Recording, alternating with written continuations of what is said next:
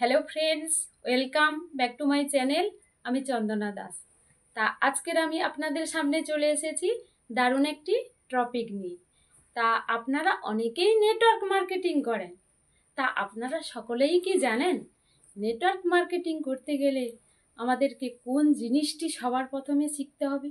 কোন জিনিসটি খুব ভালোভাবে না শিখলে নেটওয়ার্ক মার্কেটিং থেকে কখনোই বড় জায়গায় যেতে পারবেন না বা সফল হতে পারবেন না।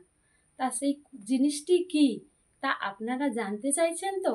তাহলে ভিডিওটাকে স্কিপ না করে প্রথম থেকে শেষ পর্যন্ত দেখুন, এবং আপনারা যদি আমার চ্যানেলে নতুন হয়ে থাকেন চ্যানেলটিকে সাবস্ক্রাইব করুন এবং পাশে থাকা বেল বাটনটি ক্লিক করুন, এরকম ভিডিও যাতে করে সবার আগে আপনার কাছে পৌঁছে যায়। তা চলুন ভিডিওটা শুরু করা যাক। আজকের আমার টপিক হলো নেটওয়ার্ক মার্কেটিং করতে গেলে আমাদেরকে যে চারটি জিনিস খুব ভালোভাবে শিখতে হবে সেটি হলো কি? তা সেটি হলো 4 বেসিক। এই 4 বেসিক পার্টটি আমাদেরকে সবার প্রথমে খুব ভালোভাবে শিখতে হবে। এই 4 বেসিকের মধ্যে কি পড়ে তা আমরা আজকের এই ভিডিওতে জানব। 4 বেসিকের মধ্যে কি পড়ে? প্রথমে পড়ে list building, invitation, presentation, follow up and closing. এই চারটি পার্ট আমাদেরকে প্রথমে খুব ভালোভাবে শিখতে হবে। তা এই চারটি পার্ট নিয়ে আমি কিছুটা করে ডিসকাস করছি। লিস্ট বিল্ডিং আমরা কিভাবে তৈরি করব এবং লিস্ট বিল্ডিং তৈরির আমাদের কি প্রয়োজন আছে, এটি নিয়ে আমার চ্যানেলে ভিডিও আছে। আপনাদের কাছে যদি ক্লিয়ার না থাকে তাহলে আমার চ্যানেলে ভিডিওটা দেখে নিন, তাহলে আপনাদের কাছে ক্লিয়ার হয়ে যাবে। তবুও আমি কিছুটা বলছি। লিস্ট বিল্ডিং তৈরির থিওরি আছে কি? List, name list, dream list, doubt list. Name list মানে কি? একটি নামের তালিকা। নেটওয়ার্ক মার্কেটিং করতে গেলে আমাদেরকে সবার প্রথমে একটা নামের তালিকা তৈরি করতে হবে। নেটওয়ার্ক মার্কেটিংয়ে যার নামের তালিকা যত বড় তার বিজনেস তত বড়। Doubt list. Friends, network marketing করতে গেলে আমাদের কাছে অনেক রকমের ডাউট বা কোশ্চেন আসে। সেগুলো আমাদের কাছে যদি ক্লিয়ার না থাকে সাথে সাথে ওই ডাউটগুলোকে খাতাতে লিখে নেব। পরে আপলাইনের কাছ থেকে ওই ডাউটগুলো বা কোশ্চেনগুলোকে তো আমরা ক্লিয়ার করে নিতে পারবো। পরবর্তীতে সেই ডাউটগুলো মনে নাও থাকতে পারে, খাতাতে যদি লিখে রাখি তাহলে সিনিয়রের কাছ থেকে বসে বা ফোনে আমরা ক্লিয়ার করে নিতে পারবো। Dream list. ফ্রেন্ডস, আমাদের সবার মধ্যে ড্রিম থাকে। ড্রিম মানে কি? স্বপ্ন। তা আমরা সবাই স্বপ্ন দেখতে জানি। স্বপ্ন ছাড়া আমরা কখনোই বাঁচতে পারি না।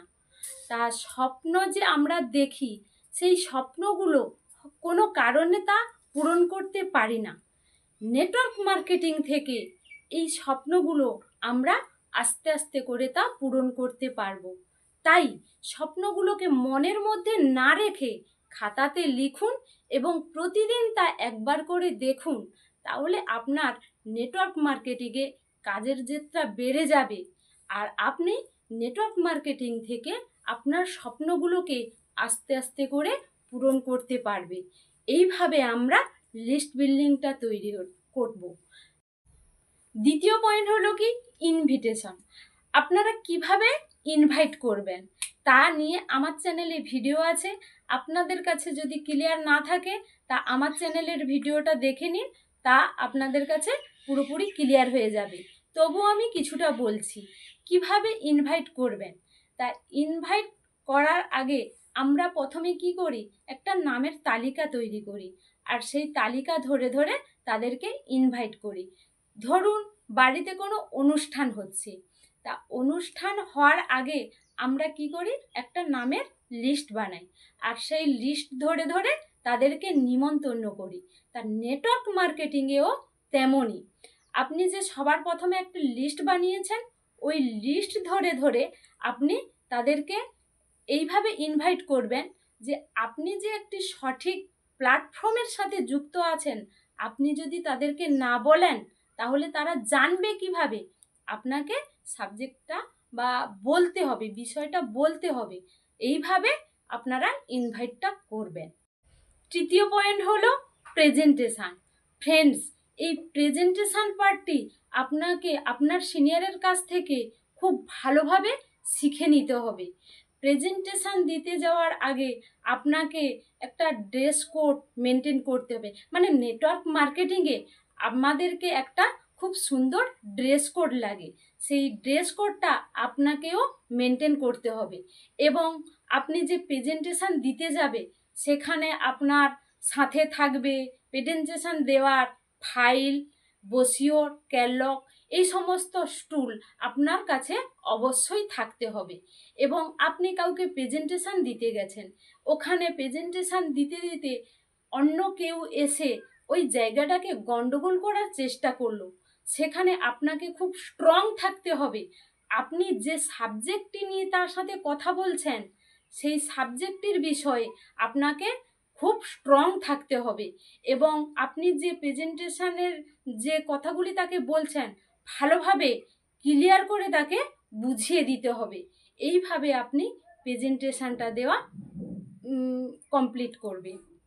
ফ্রেন্ডস, হয়ে গেল লিস্ট বিল্ডিং, হয়ে গেল ইনভিটেশন, হয়ে গেল প্রেজেন্টেশন, এবং লাস্ট এবং মোস্ট ইম্পর্টেন্ট পয়েন্ট হলো ফলো আপ অ্যান্ড ক্লোজিং। তা আপনি তো তাকে সুন্দরভাবে প্রেজেন্টেশন দিয়েছেন, আপনি হয়তো ভাবছেন এই প্রেজেন্টেশন তো তাকে খুব সুন্দরভাবে দিয়েছি, সে হয়তো নিজের থেকে এসে আপনার সাথে বিজনেসটা স্টার্ট করবে। ফ্রেন্ডস, একদমই ভুল।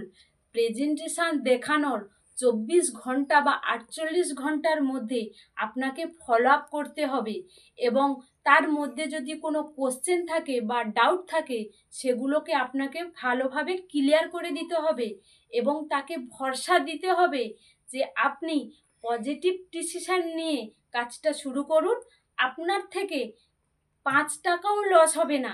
এইভাবে তাকে ভরসাটা দিন, তাহলে সে আপনার কাছে আপনার সাথে কাজটা শুরু করবে।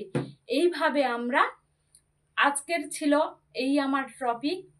তা আপনাদের কাছে এই ভিডিওর কোন পয়েন্টটি সবথেকে ভালো লাগলো বন্ধুরা কমেন্টে জানাবেন। Thank you. আবারও দেখা হচ্ছে কোনো এক নেক্সট ভিডিওতে।